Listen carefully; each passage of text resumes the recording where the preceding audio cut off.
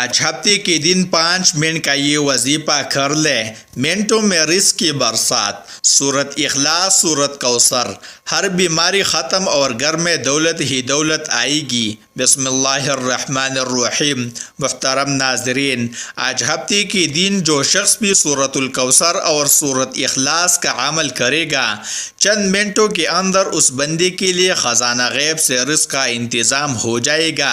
اور یہ ایک ایسا عمل ہے، اس عمل کی برکت سے ہر طرح کی بندش، ہر طرح کا جادو، ہر طرح کی نظر بد، ہر طرح کی نحوست، ہر طرح کی مشکل کا خاتمہ ہو جاتا ہے، ہر پریشانی کا خاتمہ ہو جاتا ہے، تنگ دستیاں ختم ہو جاتی ہے اور قرضے سے نجات مل جاتی ہے۔ اس وظیفے کی خاص اور اہم طاقت اور برکت بتا رہا ہوں کہ ہر طرح کی رکاوٹیں جس کام کے اندر بھی ہو، اللہ کے فضل و کرم سے یہ عمل کرتے ہی ختم ہو جاتی ہے۔ اور جس شخص کو ستاروں کی نحوست لگ چکے ہو اور جو شخص پریشانیوں کے اندر مبتلا ہو چکا ہو، جس کے ہر کام میں کوئی نہ کوئی رکاوٹ آ جاتی ہو، وہ یہ عمل ضرور کر لے اور اس عمل کی طاقت سے ہر طرح کی رکاوٹ کا خاتمہ ہو جاتا ہے۔ اس قیمتی عمل کو جاننے کے لیے آپ اس ویڈیو کو اول سے لے کر آخر تک مکمل دیکھیے گا، تاکہ آج آپ بھی اپنے کاروبار کی، اپنے ہر کام کی ہر رکاوٹ کو اس عمل کے ذریعے ختم کر سکے۔ تو پیارے دوستو، سب سے پہلے یہ بات کرتا چلوں کہ سورت اخلاص یہ قرآن مجید کی بہت ہی طاقتور سورت ہے۔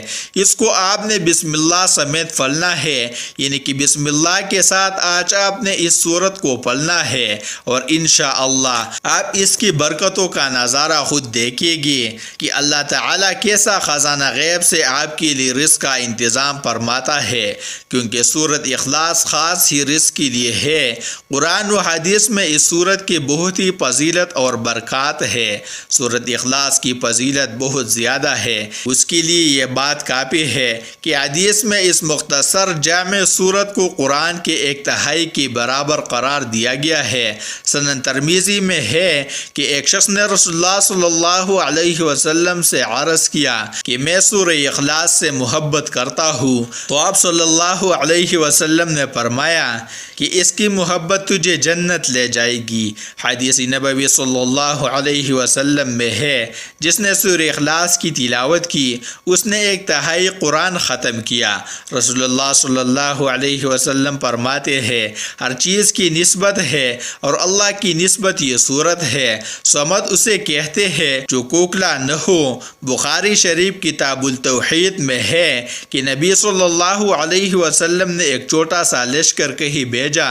جس وقت وہ پلتے تو انہوں نے کہا نبی صلی اللہ علیہ وسلم نے ہم پر جیسے سردار بنایا تھا، وہ ہر نماز کی قرات کے خاتمے پر سورہ اخلاص قل هو اللہ احد پڑھا کرتے تھے۔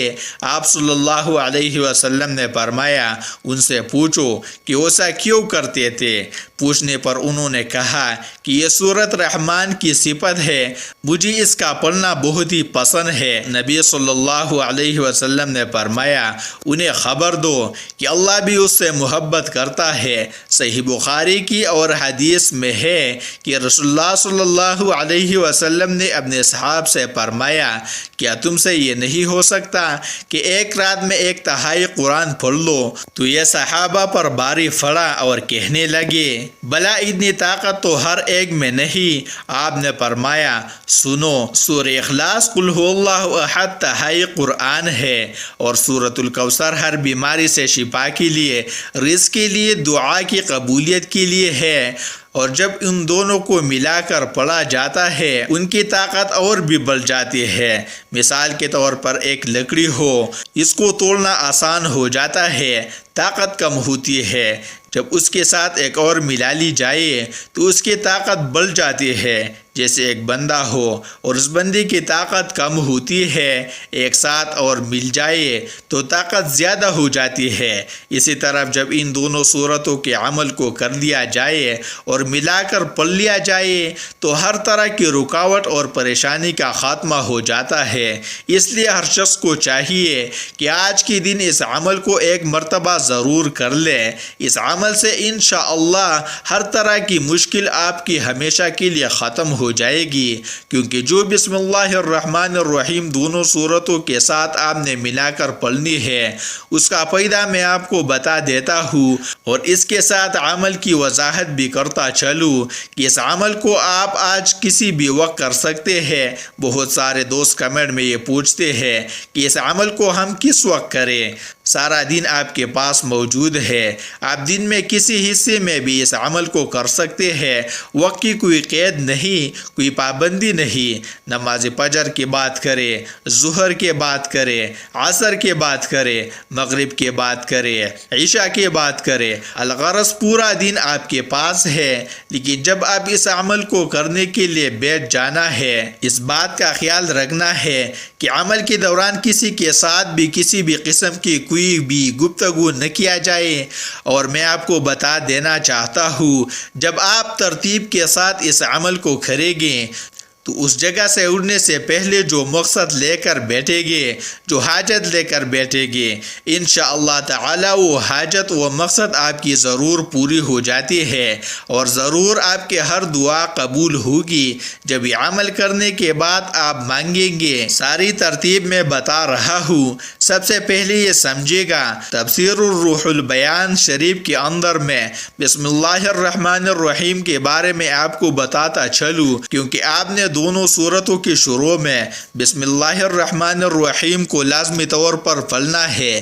حدیث پاک کے اندر یہ بات موجود ہے، جب حضور علیہ الصلوۃ والسلام معراج پر تشریف لے گئے اور جنتوں کی سیر فرمائی، جنت کی حضور نے سیر فرمائی تو وہاں 4 نہریں تھے، ایک پانی کی، دوسرا دودھ کی، تیسرا شراب کی، چوتھا شہد کی۔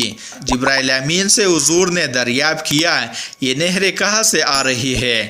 تو حضرت جبرائیل امین نے عرض کیا مجھے اس کی خبر نہیں۔ دوسرے فرشتے نے عرض کیا کہ ان 4 کا چشمہ میں دکھا دیتا ہوں۔ ایک جگہ لے گیا، وہاں ایک درخت تھا جس کے نیچے ایک عمارت بنی ہوئی تھی۔ توجہ کیجیے گا، بڑی اہم اور بڑی ایمان افروز بات آپ کو بتا رہا ہوں۔ اور دروازے پر کفن پڑا ہوا تھا، ایک تالا لگا ہوا تھا، اس کے نیچے یہ 4 نہریں نکل رہی تھی۔ ارشاد ہوا کہ یہ دروازہ کھولو، جس کو یہ تالا لگا ہوا ہے یہ دروازہ کھولا جائے۔ اس کی چابی میرے پاس نہیں بلکہ آپ کے پاس ہے۔ فرمایا اس کی چابی کیا ہے؟ تو کہا بسم اللہ الرحمن الرحیم اس کی چابی ہے۔ جب یہ بسم اللہ الرحمن الرحیم پڑھ کر اس تالے کو ہاتھ لگایا گیا تو وہ دروازہ فوراً کھل گیا، وہ تالا کھل گیا، دروازہ کھل گیا۔ اس عمارت میں 4 ستون تھے، ہر ستون پر بسم اللہ لکھی ہے، اور بسم اللہ کی میم سے پانی جاری ہے، بسم اللہ کی ہاں، اللہ کی جو ہاں اس سے دودھ جاری ہے، رحمان کی میم سے شراب جاری ہے، اور رحیم کی میم سے شہد جاری ہے۔ تو اس سے پتہ چلا کہ جو بندہ بسم اللہ الرحمن الرحیم پڑھتا ہے اس کو یہ 4 چیزیں نصیب ہو جاتی ہے۔ سبحان اللہ۔ اور ہر طرح کی رکاوٹ، جیسے وہ تالا کھلا، ہر طرح کی رکاوٹ ختم ہو گئی۔ اسی طرح آپ کی دنیاوی معاملات کے اندر کوئی بھی رکاوٹ ہوگی، کسی بھی رکاوٹ ہوگی، اس عمل کے کرتے ہی اللہ کے فضل و کرم سے ساری کے ساری ختم ہو جائے گی اور تمام مشکلات دور ہو جائے گی۔ اس لیے آپ نے اس کو بسم اللہ الرحمن الرحیم سمیت پڑھنا ہوگا۔ اور میں آپ کو بتا دوں کہ تفسیر الکبیر کے اندر یہ بات بھی موجود ہے کہ فرعون نے خدائی کا دعویٰ کیا تھا۔ اس نے کہا تھا کہ میں خدا ہوں، لیکن اللہ تعالیٰ نے اس کو سمندر کے اندر ڈبو کر اس کو وہ موت دی، اور اس کے بارے میں کہا جاتا ہے اس کو گھر کے اندر موت کیوں نہیں آئی، اور اس کے بارے میں مفسرین فرماتے ہیں کہ اس نے اپنے گھر کے دروازے پر بسم اللہ الرحمن الرحیم لکھی تھی، اس وجہ سے اللہ تعالیٰ نے اس کو اس کے گھر میں موت نہیں دی۔ اور جو شخص اس عمل کو کرے گا وہ ہر طرح کی بری موت سے، بری حادثے سے، بری خصلتوں سے، بری چیزوں سے ہر طرح کی اس کی حفاظت ہو جائے گی، اس لیے کہ ایک ایسا عمل ہے ہے، اگر کافر کرے گا تو رب اس کو بھی اجر دے دیتا ہے۔ تو ہم سب تو حضور صلی اللہ علیہ وسلم کے غلام ہے، حضور کی امتی ہے۔ جب ہم کریں گے تو انشاءاللہ تعالی کوئی مشکل ہو کیوں نہ ہو چند منٹوں کے اندر ہی ختم ہو جائے گی، اور جو مقصد لے کر بیٹھے گے اسی کے اندر اللہ تعالی آپ کو کامیابیوں سے نواز دے گا۔ تو پیارے دوستو، سب سے پہلے آپ نے وضو کر لینا ہے، تازہ وضو کرنا ہے، جو شرائط بتائی ہے ان پر بھی عمل ضرور کرنا ہے۔ اور میں آپ کو بتا دوں کہ سب سے پہلے آپ نے وضو کرنے کے بعد اپنے مصلی پر بیٹھ کر قبلہ کی رخ منہ کر دینا ہے۔ مرحضرات ہے تو یہ عمل مسجد میں بھی کر سکتے ہیں، لیکن تنہائی میں دوسرا شخص آپ کے پاس موجود نہ ہو، کامل یقین اللہ کی ذات پر ہو، اور اپنا مقصد اپنے ذہن میں ہو، اور اپنے ذہن کو بار بار ہٹانا نہیں، کسی اور کی طرف توجہ نہیں لے کر جانی، اپنا مقصد بالکل ذہن میں رکھنا ہے، اور کوئی بھی حاجت ذہن میں رکھ کر، مثال کے طور پر آپ کی شادی نہیں ہو رہی، آپ اس لیے کریں، آپ کے کاروبار کے اندر رکاوٹ ہے، بے برکتی ہے، آپ اس کے لیے کریں کہ اس کے اندر ایسی برکت پیدا ہو جائے، یا آپ مقروض ہے، آپ کو پیسوں کی ضرورت ہے، آپ واقعی حقیقتاً پریشان ہے، اور پھر آپ انشاءاللہ اس عمل کو کریں، آپ کے لیے چند منٹوں کے اندر ایسا رزق کا انتظام ہوگا کہ آپ حیران ہوگے۔ کوئی نہ کوئی شخص بھی آ کر مدد کر جاتا ہے، یا کوئی ایسا سبب بنتا ہے، بندے کو گمان بھی نہیں ہوتا کہ یہاں سے مجھے رزق آئے گا، اور انشاءاللہ وہاں سے رزق ملتا ہے جہاں پر انسان کا وہم گمان بھی نہیں جاتا۔ اس لیے دوستو، آپ نے سب سے پہلے درود پاک پڑھنا ہے۔ آپ کوئی ساتھ درود پاک بھی پڑھ سکتے ہیں جو آپ کو آسان لگتا ہے، لیکن درود ابراہیمی زیادہ بہتر ہے۔ ایک بار ثواب کی نیت سے میرے ساتھ بھی پڑھ لیں۔ اللہم صلی علی محمد وعلی آل محمد کما صلیت علی ابراہیم وعلی آل ابراہیم انک حمید مجید۔ اللہم بارک علی محمد وعلی آل محمد کما بارکت علی ابراہیم وعلی آل ابراہیم انک حمید مجید۔ اس کے بعد آپ نے سورۃ الکوثر کو پڑھنا ہے، اس کو آپ نے 41 بار پڑھنا ہے۔ کس طرح سے پڑھنا ہے میں آپ کو ایک بار پڑھ کر سناتا ہوں۔ بسم اللہ الرحمن الرحیم۔ انا اعطیناک الکوثر فصل لربک وانحر ان شانئک هو الابتر۔ تو یہ صورت آپ کی مکمل ہوئی۔ اس کی شروع میں آپ نے 7 مرتبہ درود پاک پڑھنا ہے، آخر میں بھی 7 مرتبہ درود پاک پڑھنا ہے۔ اس کے بعد آپ نے پھر الگ سے 7 مرتبہ درود پاک پڑھنا ہے، اور پھر آپ نے اس کے بعد آپ نے جو صورت ہے وہ صورت اخلاص ہے، جس کو ہم بسم اللہ الرحمن الرحیم پڑھ کر شروع کریں گے۔ ایک بار میں پڑھ کر بھی سناتا ہوں۔ قل هو اللہ احد اللہ الصمد لم یلد ولم یولد ولم یکن لہ کفوا احد۔ یہ ایسی صورت ہے کہ اس کو ایک بار پڑھے تو اللہ ایک قرآن پاک پڑھنے کا ثواب عطا فرماتا ہے، 2 بار پڑھے تو 2 قرآن پاک، 3 بار پڑھے تو 3 قرآن پاک پڑھنے کا ثواب عطا کرتا ہے، اور 300 بار پڑھے تو 300 قرآن پاک کا ثواب ملتا ہے۔ تو اس کو آپ نے صرف اور صرف 3 تسبیح یعنی 3 بار آپ نے سورۃ اخلاص کو پڑھنا ہے، آخر میں پھر نے آپ نے 7 مرتبہ درود پاک پڑھنا ہے۔ تو یہاں تک آپ کا عمل مکمل ہوا۔ اس کے بعد آپ نے سر سجدے میں رکھ کر سب سے پہلے اللہ تعالیٰ کی بارگاہ سے اپنے گناہوں کی معافی طلب کرنی ہے کہ باری تعالیٰ، جو بھی میرے گناہوں کی وجہ سے نحوست ہے اور رکاوٹیں پریشانیاں میرے گھر میں آئی ہوئی ہے، میرے اوپر ہے، اس عمل کی برکت سے وہ ساری ختم فرما دے اور میرے گناہوں کی بخشش فرما دے۔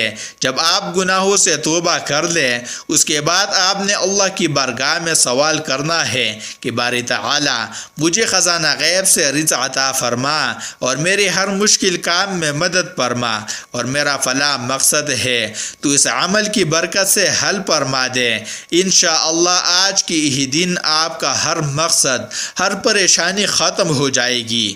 دعا ہے کہ اللہ تعالیٰ میرا سنانا اور آپ کا سننا اپنی بارگاہ الہی میں قبول اور منظور فرمائے، آمین۔ ناظرین، اللہ تعالیٰ کے 99 ناموں میں سے کوئی ایک نام لکھ کر کمنٹس میں ضرور شیئر کریں۔ شکریہ۔